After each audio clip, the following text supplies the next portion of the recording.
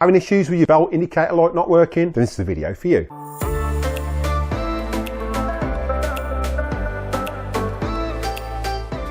And don't forget, everything using the video today, there are links in the description below for the best place to get those Kirby products. Make sure you check those out at the end of this video. Hi Kirby fans, welcome back to the channel. So this is one that's been requested quite a lot recently. So I thought I'd dive into it. Now a lot of people have been having issues with their Kirby indicator light not working. I'm going to show you a few reasons why, and I'll show you a quick tutorial on how to change it, and it's pretty simple. Let's dive straight into it. So you may notice I've got a few Kirbys behind me. We've got the very first Kirby that had the belt indicator lens fitted, which I will run through that in a second. We've got the Generation 3, the Generation 4 and the Generation 5. Now there's a reason for this, and I'll explain it as we go through the video, explaining why there are two different versions of Kirbys here, and I'll explain what the difference is. There's a reason for that, and it is important with that indicator light. So let's jump in and look at the first one that Kirby introduced. Right, so here we've got the Heritage 2, and this was the first Kirby to have this indicator light. Now this is a belt indicator light. When your Kirby belt's not wound on, the brush roll won't turn, so the indicator light will not pick it up. So if that light's not on, 9 times out of 10 your belt has snapped or your brush roll isn't turned on. Now obviously to wind your belt on, you take your head off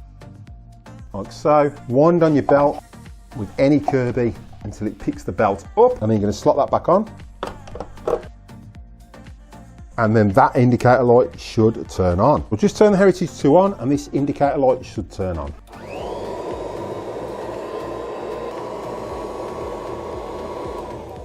And as the brush roll stops turning, the indicator light goes off. If we wind that belt off, and now we turn the Kirby on,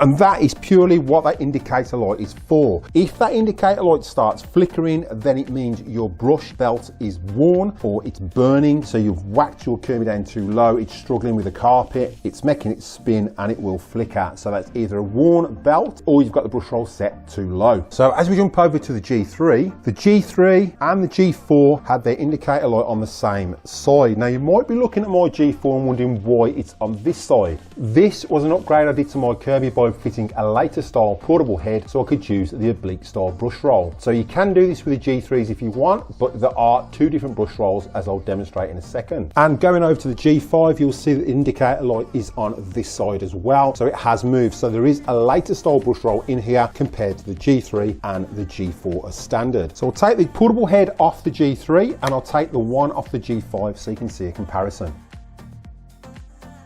So to move the brush roll, undo the back and we'll pop that out. We'll do the same with the G5 and I'll show you the issue that people are having.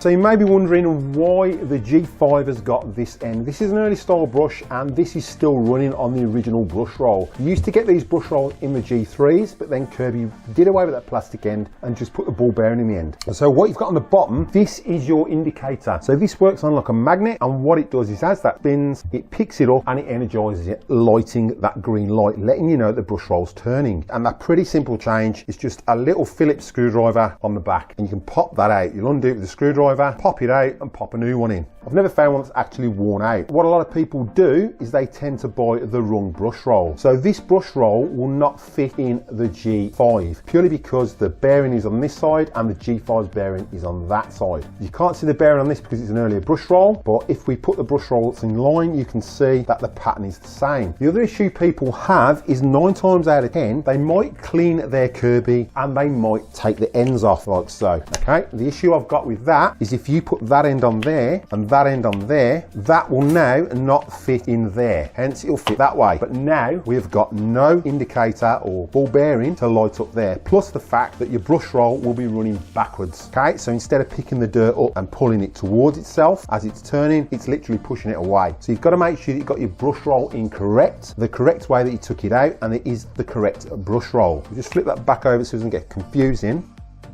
Okay, so the big end always goes there, the smaller end is where the bearing is. So on the later Kirbys, the big end is obviously on this side and the smaller end is on that side. What that means is this brush roll will fit in here, okay? But the issue you're gonna have is because you're fitting it there, the ball bearing for a later style brush roll is on this side. So it will not light up in that Kirby and vice versa. So if we fit the G3 brush roll in the G5, you can see looking from above, that's your indicator and your ball bearing is that end. So make sure you've got the correct brush roll for your Kirby. That is another reason why that will not light. So if you're having issues with this lighting, then it will be the fact that you've either got the wrong brush roll in or you've took it apart and you've changed the ends over and put the wrong end on the wrong end. So pop the belt back on.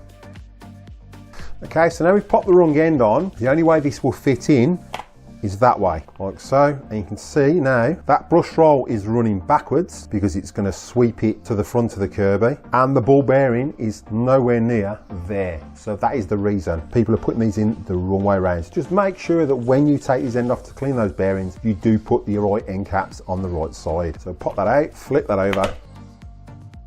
So now we've got the ball bearing on the right side. Go 3, 2, 1. Go 3, 2, 1. Pop that in, our belts are in the correct spot, our ball bearing's there, and that's going to activate that switch. Put our rug plate back on, that's ready to rock and roll.